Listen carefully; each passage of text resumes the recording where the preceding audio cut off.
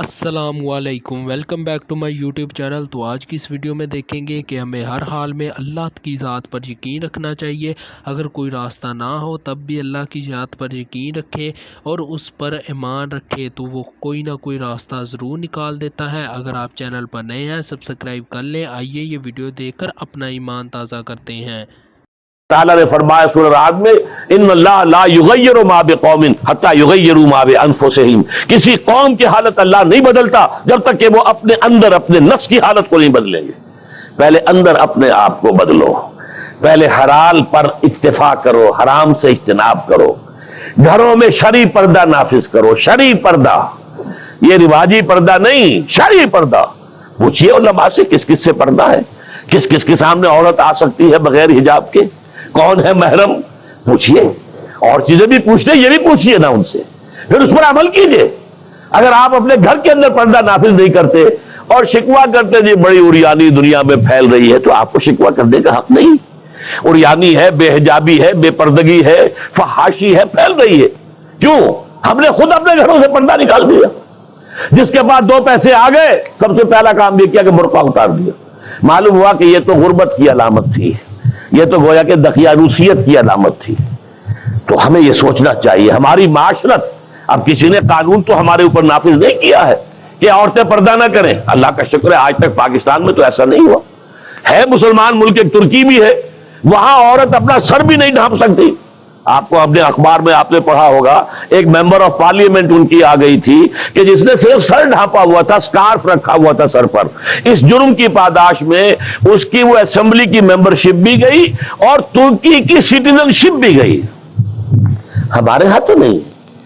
جس گھر سے بھی پردہ نکلا ہے اپنی مرضی سے نکلا ہے، جس نے بھی چھوڑا ہے اپنے ارادے سے چھوڑا ہے، کسی نے آپ پر لازم نہیں کیا۔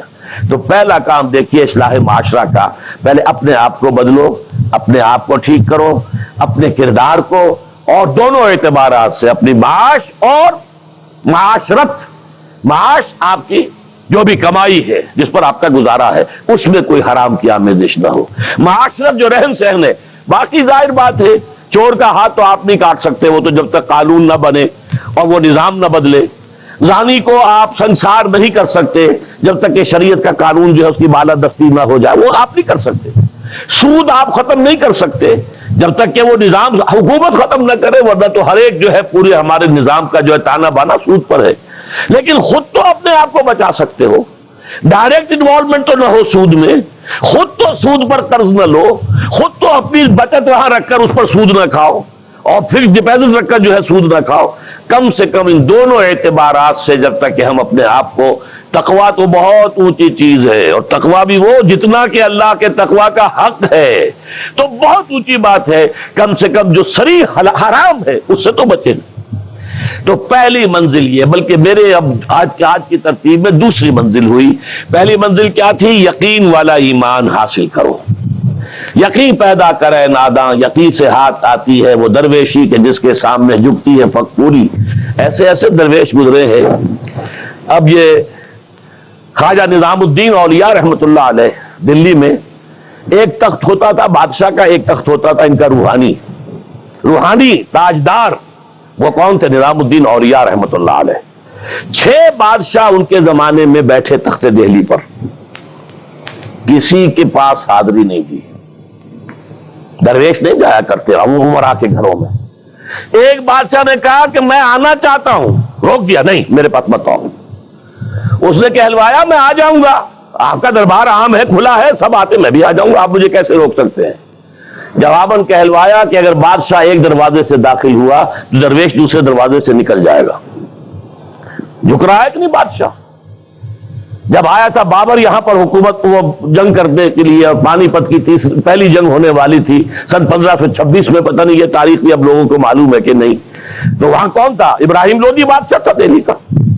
وہ آیا ہے شیخ عبد القدوس گنگوہی رحمت اللہ علیہ کے پاس کہ حضور حضرت میرے لیے دعا کیجئے، بڑا وقت سخت آ گیا ہے، بابر فوج لے کر آ گیا ہے۔ ان کا دعا نہیں کی، فرمایا ہٹ جاؤ یہاں سے، ہماری دھوپ چھوڑ دو، دعا نہیں کی۔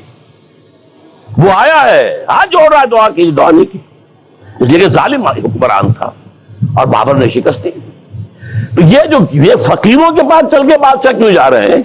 اس لیے کہ وہ یقین ہے دل کے اندر یقین پیدا کرے ناداں یقین سے ہاتھ آتی ہے، وہ درویشی کے جس کے سامنے جھکتی ہے فغفوری، بادشاہ جھکتے ہیں جن کے سامنے، وہ کس سے حاصل ہوتی ہے؟ وہ در حقیقت یقین قلبی والی دولت۔ دوسرا کام، اپنے عمل کے اندر، اپنے کردار میں تقوی اختیار کرو، جس کا کم سے کم درجہ یہ ہے کہ حرام سے تو اپنے آپ کو بچا لو اور فرائض کی پابندی کرو۔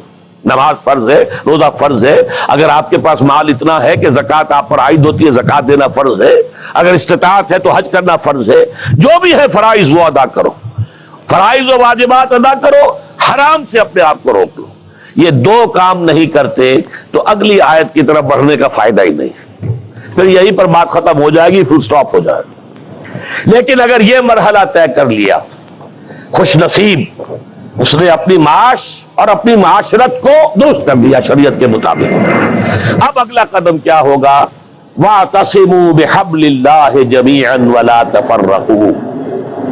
اب چونکہ تمہیں فرد سے آگے بڑھ کر ایک امت بننا ہے، دنیا میں انقلاب برپا کرنے کے لیے، اللہ کے دین کا بول بالا کرنے کے لیے، اللہ کے دین کو غالب کرنے کے لیے تمہیں تو فوج بننا ہے، خدائی فوجدار بننا ہے، لہذا تمہیں جڑنا ہوگا نا۔ تمہیں جوڑنے والی شے کون سی ہوگی؟ میں نے کہا تھا نا، فصیل کی مضبوطی کا دار و مدار دو چیزوں پر ہے، اینٹیں پکی ہو، افراد جو ہیں ان میں تقوی آ گیا، فرما برداری آ گئی، اینٹ پکی ہو گئی دینی اعتبار سے۔ اب ان کو جوڑنے والی شے کیا ہے؟ فرمایا اور سب مل جل کر اللہ کی رسی کو مضبوطی سے تھام لو اور تفرقوں میں مبتلا نہ ہو۔ وَاعْتَصِمُوا بِحَبْلِ اللَّهِ، حبل اللہ، اللہ کی رسی، مل جل کر جمیعاً، وَاعْتَصِمُوا بِحَبْلِ اللَّهِ جَمِيعًا وَلَا تَفَرَّقُوا، تفرقے میں مبتلا نہ ہو۔ تفرقہ ہوگا تمہاری قوت ختم ہو جائے گی۔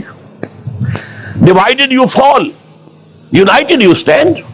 اگر تم مضبوط ہو اور مجتمع ہو، بنیاد مرصوص ہو، تو تمہیں کوئی شکست نہیں دے سکتا۔